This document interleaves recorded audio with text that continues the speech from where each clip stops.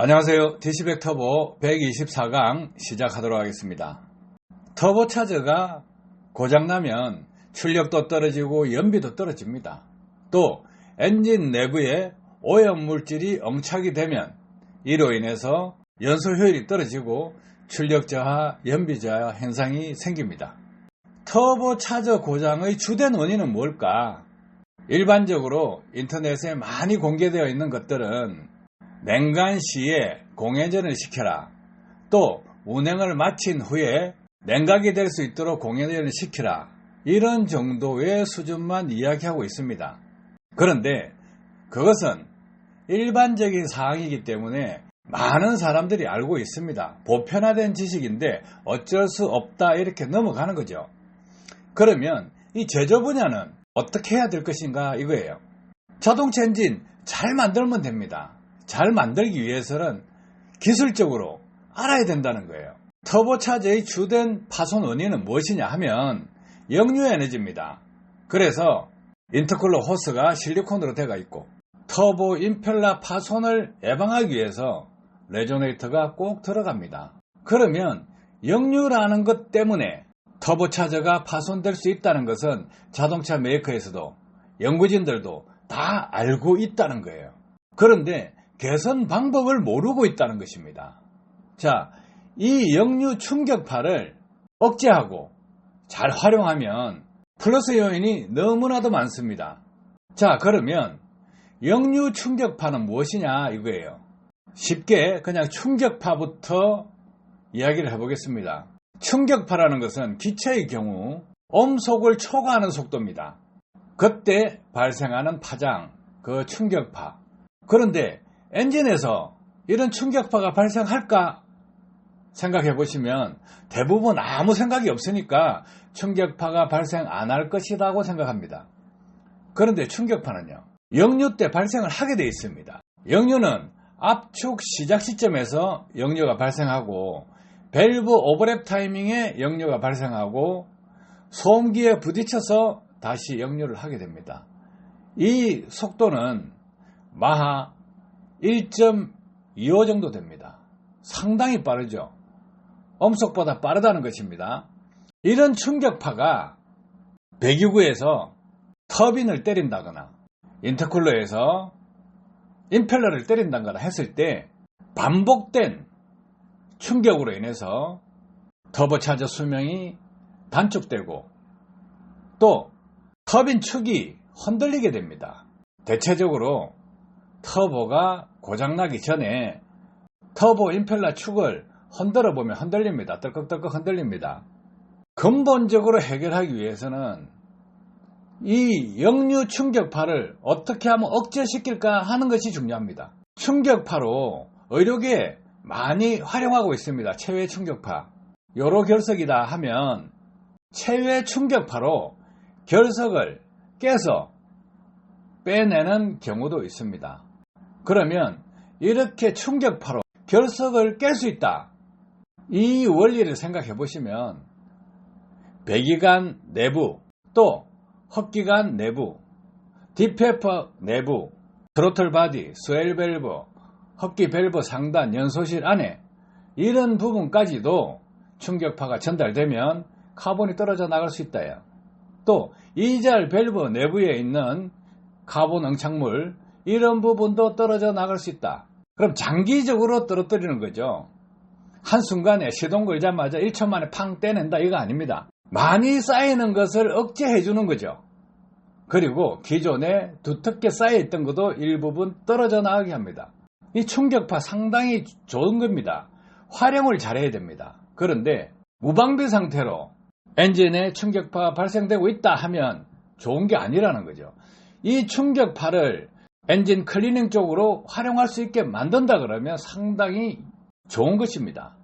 해서 우리가 터보차저를 보면 입구 쪽은 석션이고 배출구는 디스차지 쪽입니다. 자, 흡입하는 것입니다. 원리를 잘 아셔야 된다는 거예요. 터보차저는 흡입하는 석션과 디스차지가 있습니다. 석션이라는 것은 당기는 것입니다. 주사기를 들고 물에다가 넣고 당겨보세요. 그러면 빨아들이지 않습니까? 그런 원리가 적용된 것이 터보차저라는 거죠. 그러면 동력은 어떻게 할 거냐 이거죠. 우리가 모터 펌프를 생각해 봅시다. 모터 펌프는 전기를 넣어서 모터를 돌리고 그 모터 축에 연결된 임펠러, 그 임펠러가 돌물을 해서 물을 당겨였습니다. 그게 펌프입니다. 그러면 터보차저는 모터를 가지고 임펠러를 돌려서 석션하는 것이 아닙니다. 배기구에서 배출되는 배기가스 유속을 활용해서 터빈을 돌리는 것입니다. 동력은 터빈을 돌리는 배기가스입니다. 그래서 한 축으로 연결된 임펠러를 돌리게 되는 것입니다. 터빈 회전수가 빠르면 임펠러 회전수가 빠를 것이고 그러면 흡입 공기량이 많아집니다. 그래서 배기가스가 많이 나오게 되면 터빈 회전수가 빨라지고 한 축에 물려져 있는 임펠러가 빨리 도는 것입니다. 그래서 과급시키는 과급장치라고 합니다. 베어링을 보시면 베어링이 일반 볼 베어링과 다릅니다.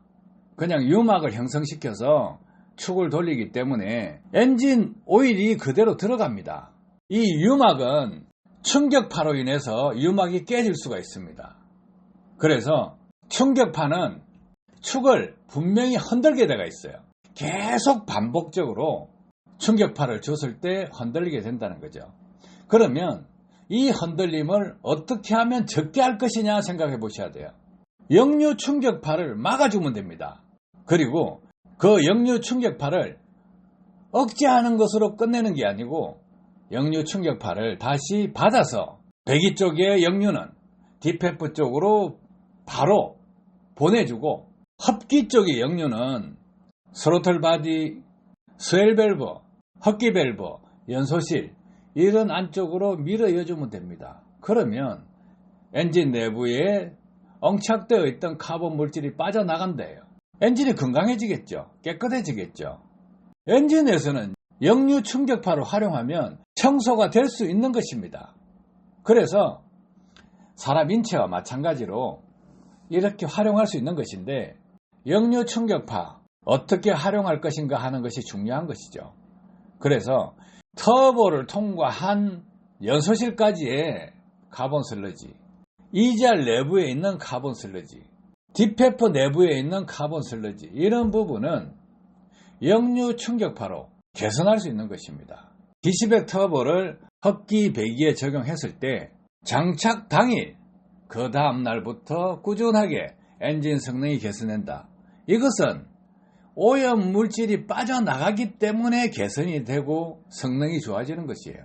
이런 원리를 아셔야 된다는 거죠. 흡기 쪽에서 발생하는 역류, 흡기 쪽에서 발생하는 역류는 압축 시작 시점에 역류가 발생하고 밸브 오브랩 타이밍에 역류가 발생합니다. 배기 쪽은 DPF에 부딪혀서 앞으로 나오는 그 역류로 인해서 배기 쪽에 역류가 생깁니다. 이런 부분을 알고 있으면 역류는 엔진에 데미지를 주는 나쁜 것이다. 그렇지만 이 충격파를 활용하면 엔진 고장을 줄이고 연소실 깨끗하게 해서 출력을 향상시킬 수 있고 디페프 내부에 엉착된 그 물질을 빨리 태울 수 있다 이거예요. 전 세계적으로 내연기관에서 역류 충격파에 대한 활용 방법 어느 누구도 제시한 바 없습니다. 체외 충격파 활용해서 결석을 치료하는 것과 같이 역류 충격파를 활용해서 엔진 내부, 디페프 내부를 깨끗하게 만들 수 있다. 엔진 성능 저하를 줄일 수가 있죠. 신차가 나오면 엔진 길 나기 전입니다. 엔진 길이 들게 되면 출력과 연비 올라가야 됩니다. 그런데 대체적으로 신차에서 처지죠. 오염물질 이런 부분 때문에 떨어진다요. 좋은 엔진으로 차량 출고 시부터 폐차 시까지 잘 사용하고 고장률을 줄이면서 면을 적게 뿜어내고 진동 소음 줄이고 출력 연비 토크 내구성 향상시키려 하면 이런 역류에 대한 부분 역류 충격파를 활용한 연소효율 향상 또 엔진 내부 오염물질 제거 이런 부분을 반드시 생각해 보셔야 됩니다. 디시백 터보는 흡기 쪽에서 발생하는 역류 충격파와 배기 쪽에서 발생되고 있는 역류 충격파를 활용해서 오염물질 제거, 연소율 향상, 이 부분으로 해서 연비와 출력을 동시에 향상시키고 엔진 내구성을 향상시키는 기술입니다. 도움되셨길 바랍니다. 감사합니다.